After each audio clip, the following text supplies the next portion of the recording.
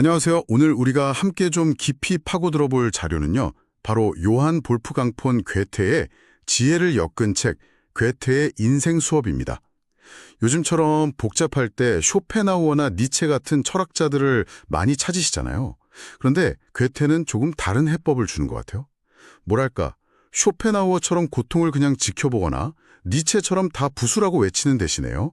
그 고통까지도 재료로 삼아서 나라는 집을 어떻게 지을지 그 아주 정교한 설계도를 보여주는 느낌이랄까요? 그래서 오늘 저희의 목표는 이 설계도에서 지금 당장 당신의 삶에 가져다 쓸 수 있는 단단한 벽돌 같은 문장들을 찾아보는 겁니다. 네, 아주 정확한 비유입니다. 이 책이 흥미로운 게 그냥 괴테의 좋은 말들을 모아놓은 게 아니거든요. 편역자가 괴테의 방대한 글들 속에서 문장을 뽑아서 8개의 테마로 묶었어요.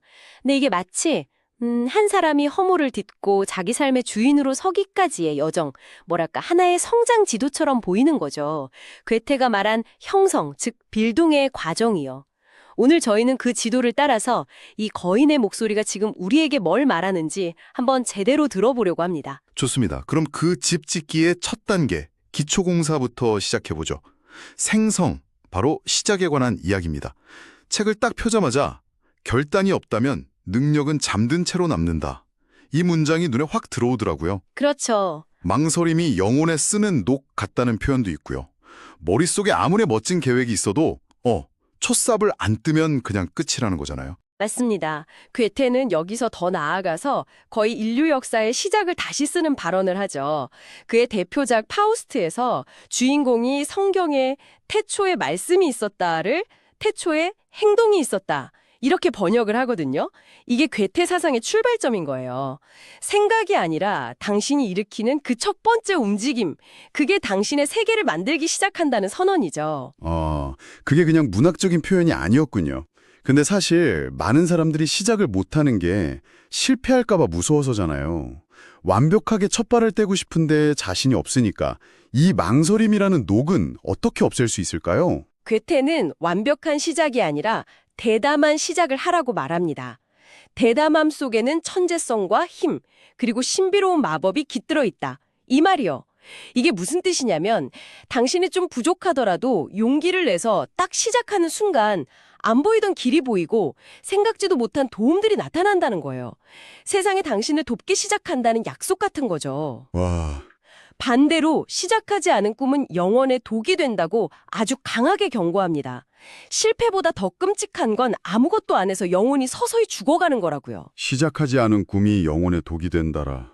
좀 섬뜩하면서도 확 와닿네요. 결국 완벽함보다는 그냥 내딛는 것 자체가 중요하다.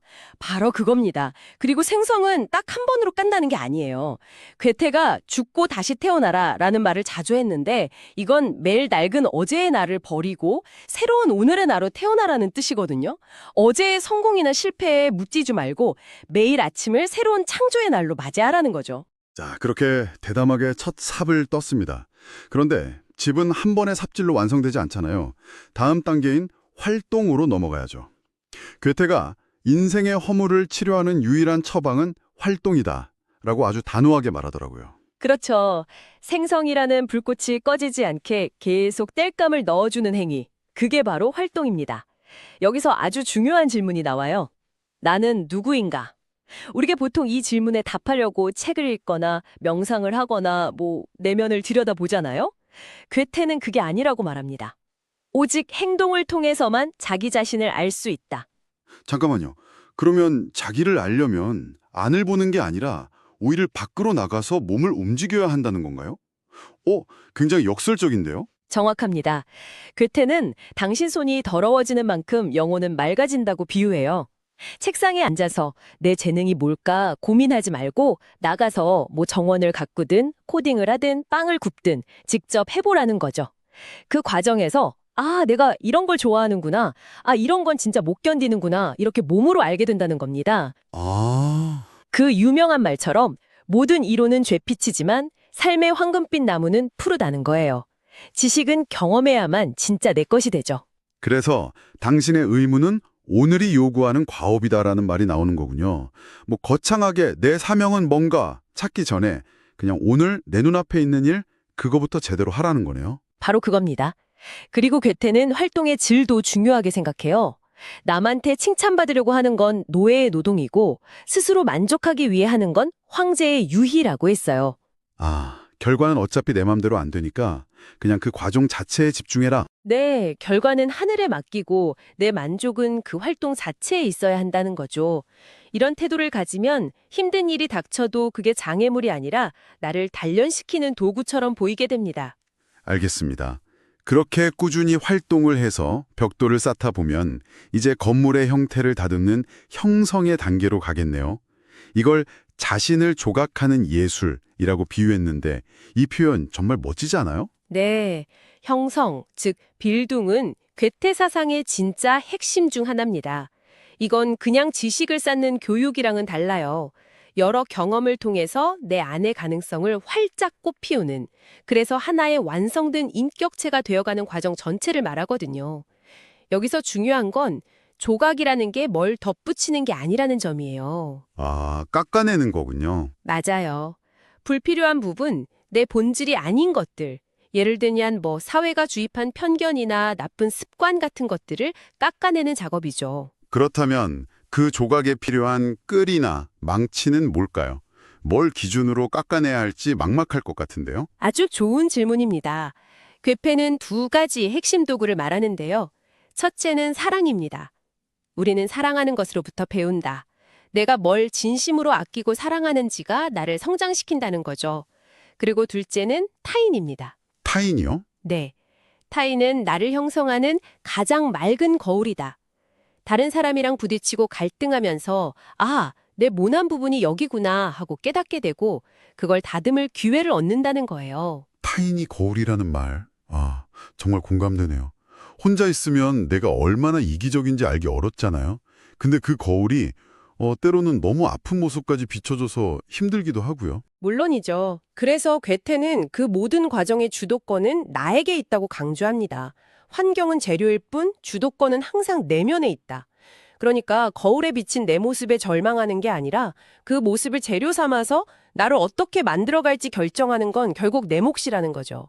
그리고 이 고통스러운 조각 과정을 견디게 해주는 틀이 바로 규율입니다. 네, 바로 그 지점이에요. 저는 이 책에서 자유에 대한 부분이 가장 충격적이었어요. 보통 자유라고 하면 모든 제약에서 벗어나는 걸 생각하는데 괴테는 정반대로 오직 법칙만이 우리에게 자유를 준다고 말하잖아요. 아니 이게 무슨 말인가 싶더라고요. 솔직히 처음에는요. 하하, 그렇죠. 대부분의 사람들이 그렇게 반응할 겁니다. 이게 바로 괴테 사상의 정수이면서 가장 오해하기 쉬운 부분이기도 해요. 그가 말하는 법칙은 외부에서 억지로 주는 게 아니에요. 스스로에게 세우는 엄격한 규칙, 그러니까 자기 규율을 말하는 겁니다. 충동이나 변덕에 이리저리 흔들리는 건 그냥 방종일 뿐 진짜 자유가 아니라고 본 거죠. 진짜 자유는 오히려 내가 나의 주인이 돼서 나에게 명령하고 그걸 지켜내는 자기 통제의 힘에서 나온다는 겁니다. 그러니까 외부의 노예가 되지 않으려면 내 안의 변덕스러운 폭군부터 다스려야 한다 이런 의미군요. 이걸 요즘 상황에 한번 적용해 볼 수 있을까요? 예를 들어 요즘은 모든 가능성을 열어둬야 한다고 하잖아요. 근데 괴테 말대로라면 오히려 나는 밤 10시 이후엔 절대 일 관련 연락 안 본다. 이런 규칙을 세우는 게 24시간 시달리는 삶보다 나를 더 자유롭게 만든다는 건가요? 정확합니다. 아주 훌륭한 적용이에요. 괴테는 절제는 에너지를 한 곳으로 모으는 깔때기다라는 비유를 썼거든요.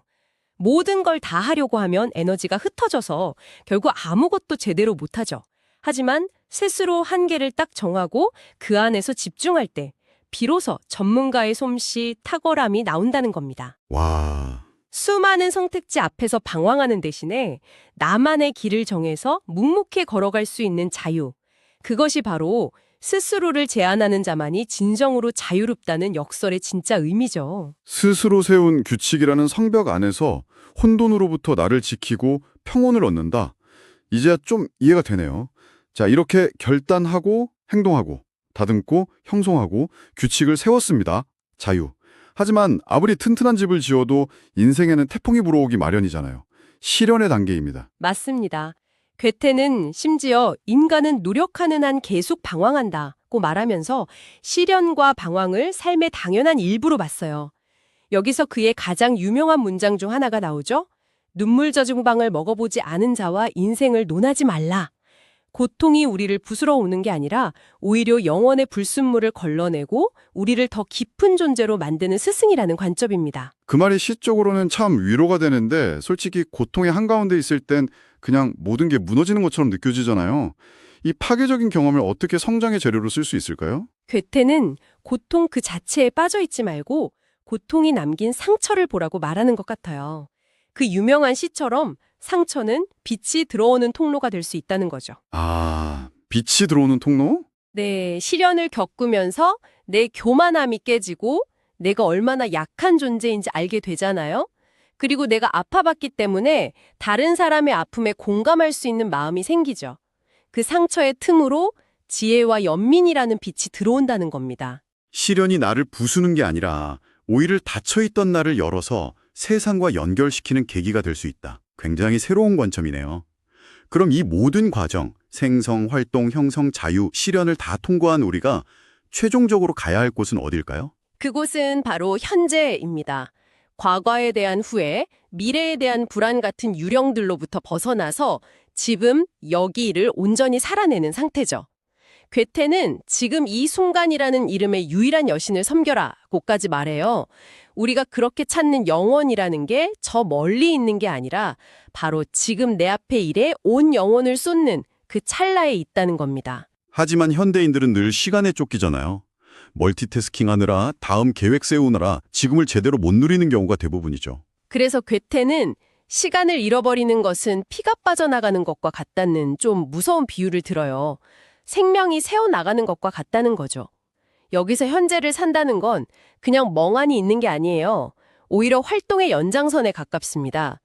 과거의 실수에 발목 잡히지 않고 미래의 성공에 들뜨지도 않고 오직 지금 하는 이 일에 100% 몰입하는 것. 그것이 바로 괴테가 말하는 최고의 삶의 기술이자 우리가 지으려는 나라는 집의 완성된 모습일 겁니다. 그의 지혜는 그냥 책상 위에 있는 이론이 아니라 우리 손에 굳은 살을 만들고 무거운 발걸음을 다시 내딛게 하는 아주 실용적이고 살아있는 지혜라는 생각이 들어요. 특히 삶이 시끄러울수록 내 안의 질서를 더 단단히 세워야 한다는 그 목소리가 오랫동안 귓가에 맴도네요. 맞습니다. 결국 괴테는 200년의 시간을 넘어서 우리에게 이렇게 말하고 있는 거예요. 당신 스스로 자기 삶의 입법자이자 주권자가 되십시오. 외부의 평가나 환경에 흔들리지 않는 나만의 왕국을 만들라는 거죠. 그 법을 스스로 만들고 그 안에서 누구도 침범할 수 없는 평온과 자유를 찾으라는 아주 강력한 메시지입니다. 이것이 그의 목소리가 여전히 우리 심장을 울리는 이유겠죠. 괴테는 이론은 잿빛이지만 삶의 황금빛 나무는 푸르다고 말했습니다. 이 이야기가 당신의 머릿속에 그냥 잿빛 이론으로만 남지 않았으면 좋겠습니다. 자, 이제 당신의 차례입니다. 당신의 삶의 나무를 조금이라도 더 푸르게 만들기 위해 지금 당장 시작할 수 있는 가장 사소하지만 구체적인 활동은 무엇인가요?